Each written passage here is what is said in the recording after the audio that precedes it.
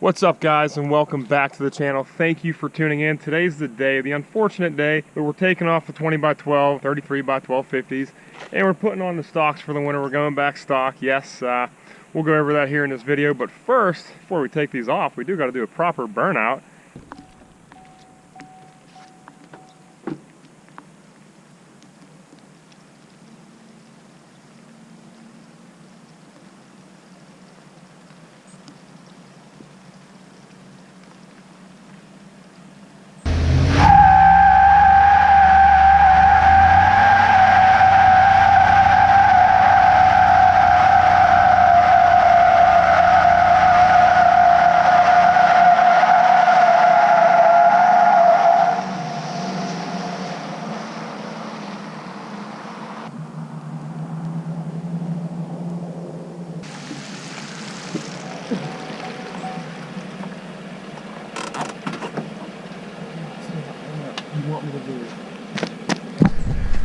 Alright guys, we are back home in the garage. Excuse the mess, I just moved last week. Excuse the poor lighting. With this light on, it actually makes it worse. But I do have the stock wheels and tires loaded up in the bed of the Chevy, and we were out doing stuff because my goal was to do the swap elsewhere, do it somewhere else. But it started raining really bad, and November, Pennsylvania, we don't have a whole lot of daylight. I don't want to miss out in getting the wheels and tires swapped out, and I don't want to miss out on being able to deliver a video to you guys because filming in the dark is no fun. The quality turns out terrible.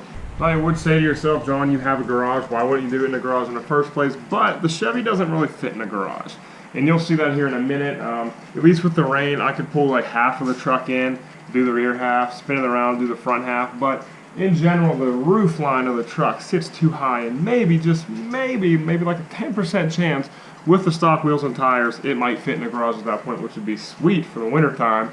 That way I'm not like starting this thing and it's 0 degrees and trying to drive to work like that. Alright, now some of you guys probably think I'm crazy for going back to stocks in the winter time, but well, I know a lot of people that also do this as well. And here in Pennsylvania, it snows, and I'm not afraid of the snow as much as it is the salt. I'm afraid of the salt. In PA, they salt like crazy, especially at my work. They salt like nobody's business because they don't plow because there's nowhere to actually put the snow in the parking lots. So they just salt, and they salt, and they salt, and they salt. And when I drive to work and I park, my truck sits there at work in the parking lot for 24, 36 hours maybe. And if they salt a bunch, I don't want a bunch of salt just sitting in the lip of my wheel because I do have deep disc wheels. I don't want the salt just sitting there. I don't know what it will do to the finish of the wheel. I just bought these things like 5-6 months ago. I don't want to ruin them just, you know, to look cool for the winter time. And then number 2 is the tires themselves. Now, I don't have any problems with the Toro Trailblade XTs. I think they will do wonderful in the snow. It's just the width of everything. So like with my wheels and tires, I got a duck because I don't fit myself. You see the offset, right? You see that they stick out quite far. Here in PA, even in the summertime, the 6,000 miles I put on this truck with these wheels and tires, I have scratches, like paint chips, all up the sides of my rocker panels, my doors, and the rear fenders. That's just because these tires grab rocks, even, you know, highway driving, and they're throwing them up and chipping my paint. And so I can only imagine what a full winter of driving on nothing but rock salt, you know, would do to the paint of the truck. I probably wouldn't have any paint left, so those are my 2 big reasons. It's going to be sad because I think it looks so good the way it looks right now, the way it sits right now.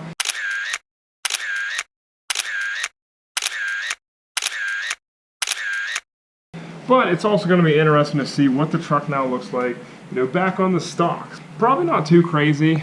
If the truck had like a 6 or an 8-inch lift, I'm sure it would look insanely stupid. But I only have a 2.5-inch level up front and a 2-inch block kit in the rear, so it might not look terrible.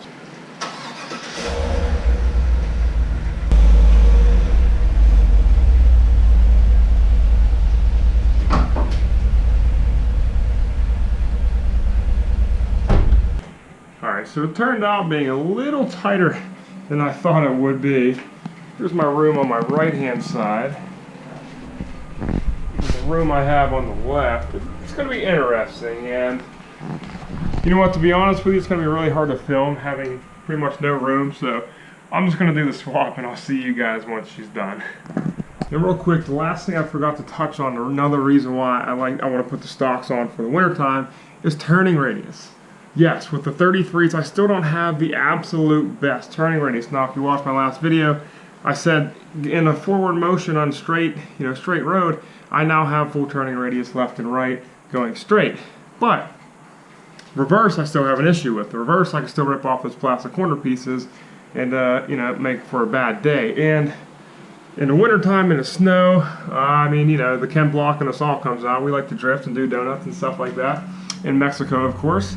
I definitely want full turning radius for winter. In case, again, in any scenario where I really need to crank the wheel, especially like going forward, I have it on a flat surface, but say I am off-road or in a yard or hit a curve or something like that, it's gonna rub. It's gonna rub hard. So I just want to be safe on all ends and make sure that whatever shenanigans I get myself into this winter, I'm not gonna be ripping any pieces of my fender off, because my tires are a little too big for the truck. So in general. That's enough justification for me, I think. I'm gonna get these things swapped out. I'll see you here in a minute. All right, guys. Now, real quick, I do have one of them off already. And one thing I always do, I always label them. And I have like a paint pen here. I always label where it came off of. And see, my stock ones have it as well. How many miles I have on them. So that way, whenever I go to put them back on in the summertime, I know exactly where to put it to stay consistent with my tire rotation pattern / schedule. So I don't know, maybe it's unnecessary, but I like to do it. All right, guys, the deed has been done, and I'm just pulling out now. I'm gonna go find a parking lot where I can show you the disappointment. It's weird already. Like, I felt the difference climbing into my truck, as I did not really have to climb in. I just kind of scooted right in. There's no road noise. It's really quiet. I don't know if I missed it or not. I mean, it just feels weird. I don't feel like I have, the wide stance that I did, because I don't. It's like real. It feels like real shaky, but at the same time, it's weird. All right, guys, here she is. It's actually not as bad as I thought it would be. It looked worse in my garage. It does definitely look a lot smaller, though. Let me tell you that. It does look a lot smaller, but let me tell you, drivability is a little bit more on point than it were my 33s.